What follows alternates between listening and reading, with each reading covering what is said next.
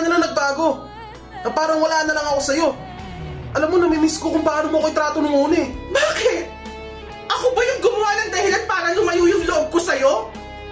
Tandaan mo, ikaw yung nagparamdam sa akin na hindi mo ako kailangan.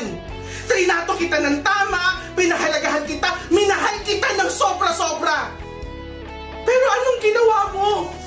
Binaliwala mo lang lahat ng nararamdaman ko para sa'yo. Ilang beses ba akong hihingi ng tawad sa'yo?